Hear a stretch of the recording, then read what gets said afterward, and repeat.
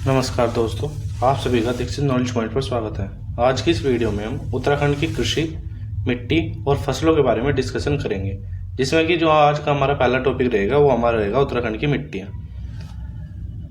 जो आपके मिट्टी का निर्माण होता है वो आपकी चट्टानों के अपक्षय व अपरदन से होता है तथा मिट्टी की उत्पत्ति में आपके 5 तत्व मुख्य रूप से सक्रिय रहते हैं, जिसमें कि आपके मौलिक चट्टानें होती हैं जिनके अपक्षय व अपरदन से मिट्टी का निर्माण होता है बहुत लंबे अंतराल के समय में। उसके बाद उस क्षेत्र की जलवायु, वनस्पति, धरातल तथा समय अवधि क्या है उसकी, वो इन सभी चीज़ों पर मिट्टी के उत्पत्ति निर्भर करती है।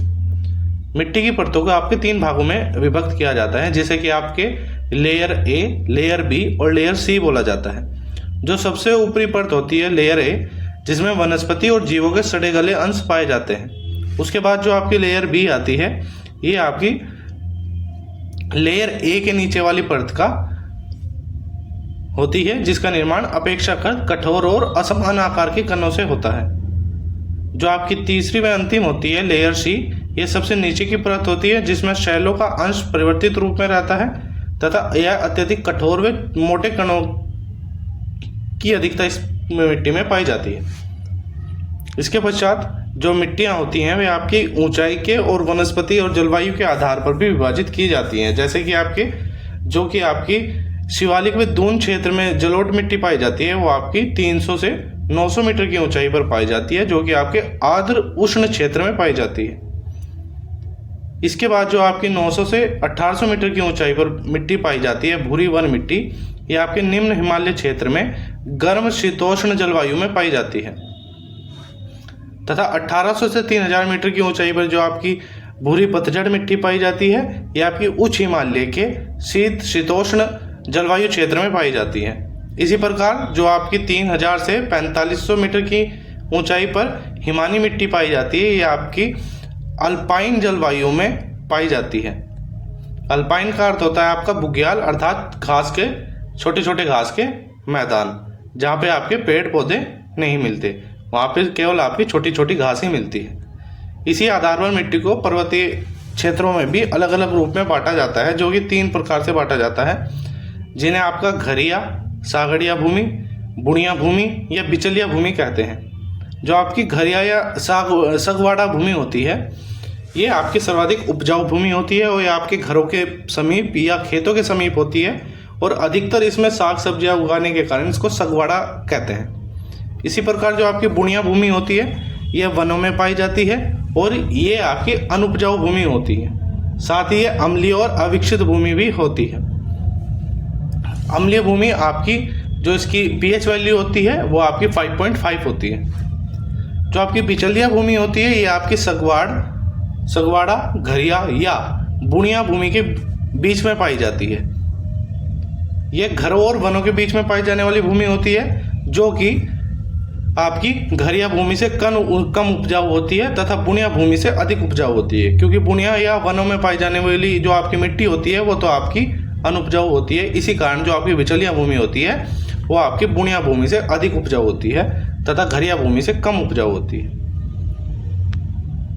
अगर मिट्टी के उपजाऊपन के आधार पर मिट्टी के वर्गीकरण की बात करें तो उत्तराखंड में इनको आप 3 आधार पर देख सकते हैं, जैसे कि जो आपकी पर्वतीय क्षेत्रों की सबसे निम्न श्रेणी की भूमि होती है, जो सूखी या अनुपजाऊ व ढालदार भूमि भी कहा जाता है, जिसको ये आपकी काटिल, उलखेड़ी, इजरान या खिल मिट्टी या खिल भूमि के नाम से जानी जाती है।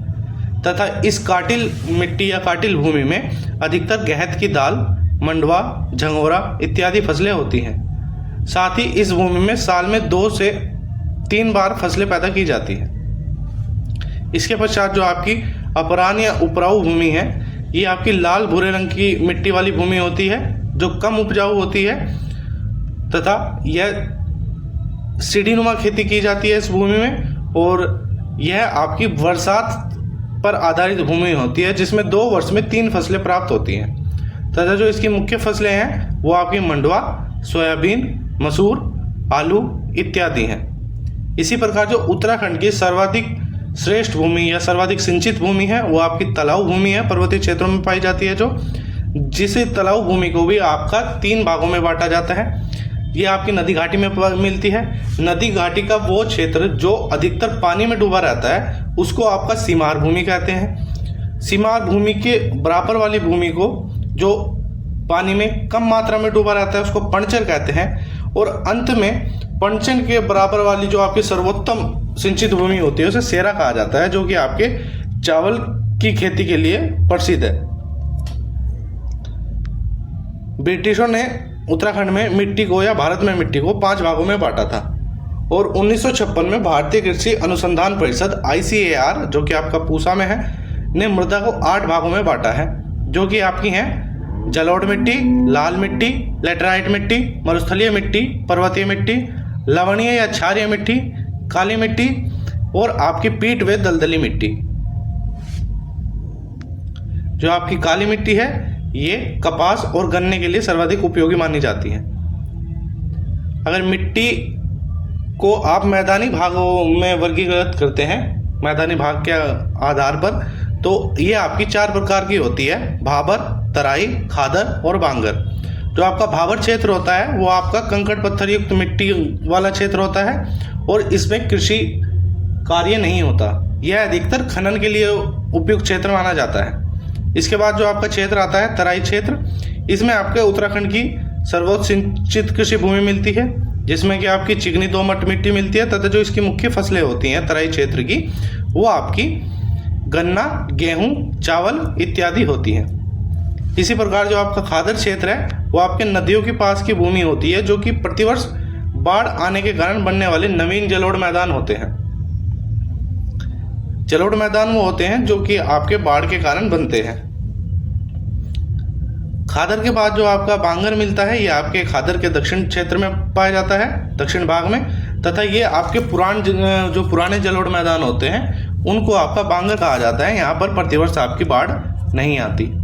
तो जो आपका उत्तराखंड की मिट्टी, कृषि और फसलों के अंतर्गत आपका पहला टॉपिक था उत्तराखंड की मिट्टियाँ, वो हमने इस वीडियो में कवर किया है। और इसके साथ ही हम जो आपके नोट्स हैं, इन नोट्स में आपके जो PYQ क्वेश्चन है वो भी थ्योरी के माध्यम से ही कवर कर रहे हैं और जो संभावित क्वेश्चन बन सकते हैं वो भी हम इस थ्योरी के अंदर ही इंक्लूड कर रहे हैं। अगर आपको ये वीडियो पसंद आई है तो आप इस वीडियो को लाइक कर सकते हैं। इस वीडियो से संबंधित अगर आपका कोई भी डाउट या सुझाव है तो आप हमको कमेंट कर सकते हैं। और उत्तराखंड GS से जुड़ी हुई इसी प्रकार की अन्य वीडियो देखने के लिए आप हमारे चैनल से जुड़ सकते हैं।